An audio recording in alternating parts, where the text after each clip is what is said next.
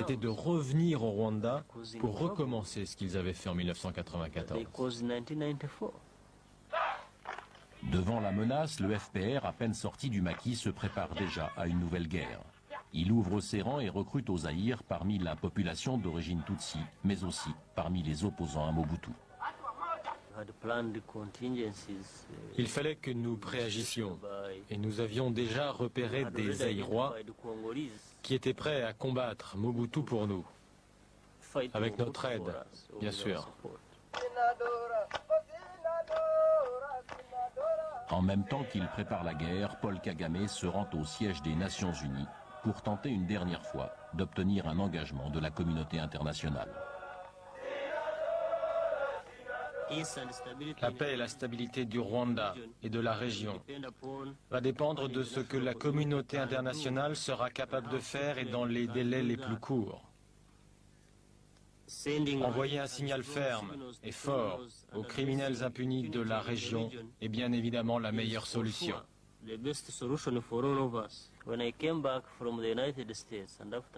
Quand je suis rentré des États-Unis et après avoir mis en garde le gouvernement américain et les Nations Unies,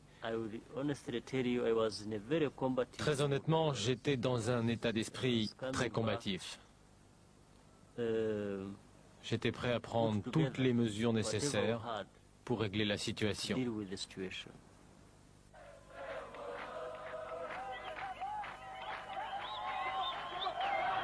Au Rwanda, dans les camps du FPR, des milliers de Tutsis du Zaïre n'attendent plus désormais qu'un ordre pour passer la frontière. Mais Kagame voit déjà plus grand. Quitte à mener une guerre au Zaïre, autant essayer de mettre fin aux 32 ans de règne sans partage de Mobutu. Il sait qu'il peut compter sur la bienveillance des États-Unis qui aimeraient voir une nouvelle génération accéder au pouvoir en Afrique. Mais pour renverser Mobutu, une armée même entraînée ne suffit pas. Kagame doit avancer masqué, donner l'illusion que ses troupes ne font que conseiller une rébellion interne. Il lui faut donc trouver un homme de paille parmi les opposants à Mobutu. Ce sera Laurent-Désiré Kabila. Kabila a le bon profil, il est zaïrois, n'appartient pas à l'ethnie Tutsi et combat Mobutu depuis plus de 30 ans. Kabila était un petit joueur. Il vivait de l'arsen. Il se faisait de l'argent en exploitant illégalement des mines d'or, en faisant quelques enlèvements.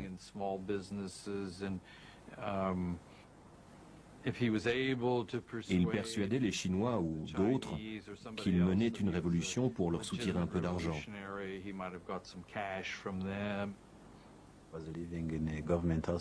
Il vivait en Tanzanie, dans une maison que lui prêtait le gouvernement. Il était sous la protection des services secrets. Je ne l'ai jamais vu faire d'affaires illégales. Je pensais qu'il avait un potentiel, car il s'opposait à Mobutu depuis très longtemps. Et en plus, il était du Katanga, de l'est du Zaïre. Il parlait Swahili.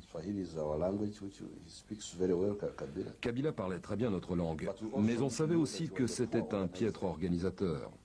Il n'avait jamais réussi à s'organiser contre Mobutu. J'ai accepté de le présenter à Kagame. Pourquoi? Parce que le Rwanda avait de sérieux problèmes avec Mobutu. J'ai donc demandé à Innocent Bissangwa de l'amener au Rwanda pour le présenter à Kagame. Je l'ai conduit à Kigali. Je savais où aller. Je connaissais le bureau du vice-président et les gens qui travaillaient avec lui. J'ai vu Kagame et je lui ai parlé de Kabila. Il ne le connaissait pas du tout. Je ne me souviens de rien qui m'ait frappé à son propos. De toute façon, il fallait faire avec la situation et avec les Zaïrois. Disons qu'un accident de l'histoire nous a fait tomber sur Kabila. Mais seul, Kabila n'est pas un alibi suffisant pour servir de couverture à l'intervention rwandaise. Parallèlement, 3 autres opposants à Mobutu sont contactés, dont Deogracias Bouguera, un Tutsi zaïrois du Nord Kivu, créateur dans les années 1990 de l'Alliance démocratique populaire. Autour de Kabila, ces hommes vont former l'AFDL, l'Alliance démocratique pour la libération du Congo, une organisation d'opposants à Mobutu, mais dirigée en sous-main par les Rwandais. Toute l'idée était de réunir tous ces Zaïrois qui venaient d'endroits différents, avec des histoires différentes, et de trouver un moyen qu'ils fassent cause commune. On voulait essayer de les impliquer ensemble dans une sorte de mouvement politique organisé, capable d'articuler un programme et même de justifier la guerre qui commençait au Zaïre. C'est un jeune officier rwandais qui est chargé des opérations militaires au sein de la FDL. James Kabarebe n'a que 25 ans lorsque les troupes du FPR prennent Kigali en 1994. Il en a 29 quand Paul Kagame lui confie la mission d'aider les fondateurs de la FDL à renverser Mobutu. Mais entre eux, ils ne se connaissaient pas. Il fallait donc qu'un Rwandais qui les connaisse soit présent à leur première rencontre pour faire les présentations. Ce jour-là, dans le bureau de James Kabarebe, je suis arrivé le premier avec mon équipe de l'ADP.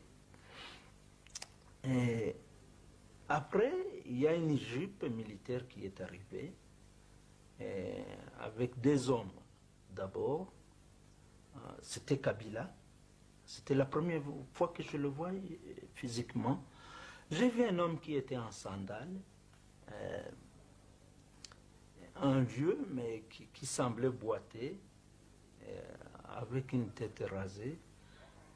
Mais je me suis dit, c'est lui, Kabila. Je les ai présentés un par un. Et j'ai introduit l'ordre du jour, c'est-à-dire la libération du Zaïre et la guerre contre Mobutu. Ils étaient contents. Je pense qu'ils étaient contents de s'être rencontrés. Chacun a commencé à parler de son expérience. Qu'est-ce qu'il a vécu comme répression, comme torture morale, civique, d'où il venait, qu'est-ce qu'il avait fait. Tandis que Kabila, il semblait être réservé. Il regardait beaucoup plus, je me souviens, parce qu'il faisait ça, il regardait le plafond là, du bureau.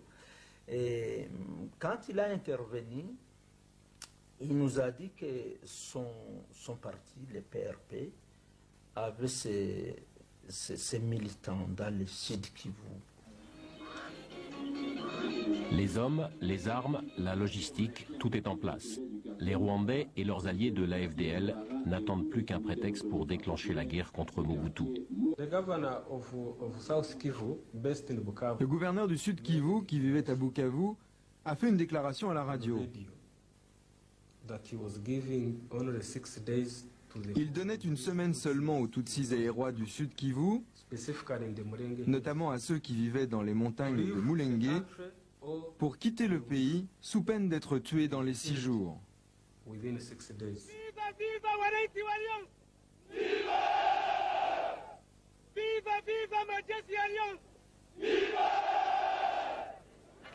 Le 18 octobre 1996, Kabila et les fondateurs de la FDL, à la tête d'une armée principalement composée de soldats rwandais, passent la frontière zaïroise, à la tête de 3 colonnes, en direction des villes de Goma, Bukavu et de Uvira.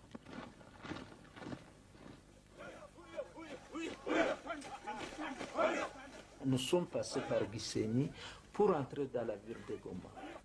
Et je me souviens que c'était la nuit, nous sommes entrés à 22 heures. Et nous étions avec